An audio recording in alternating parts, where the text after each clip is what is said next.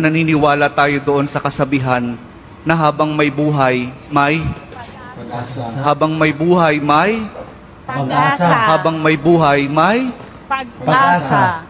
pagsubok. Dahil tayo katiwala ng Diyos, binibigyan din niya tayo ng iba't ibang klase ng pagsubok.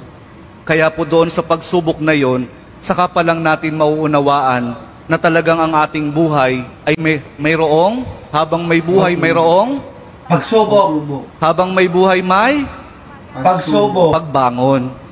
Huwag niyong hayaan na kapag meron kayong pinagdaraan ng pagsubok, ay hindi kayo babangon. Kailangan meron tayong pagsumikap na pagtsatsagaan natin yung ating mga pagsubok na pinagdaraanan. At kapag mayroong pagsubok at mayroong pagbangon, saka pa lang natin mauunawaan na talagang ang ating buhay, na habang may buhay, may Pagbangon. habang may buhay, may Pagbangon. pag-ibig.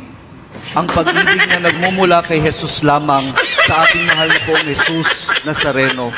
Dahil doon, kapag naunawaan natin itong mga bagay na ito, na habang may buhay, may pagsubok, may pagbangon at may pag-ibig na nagmumula lamang kay Jesus, saka pa lang natin mauunawaan at matatanggap na talagang habang may buhay, may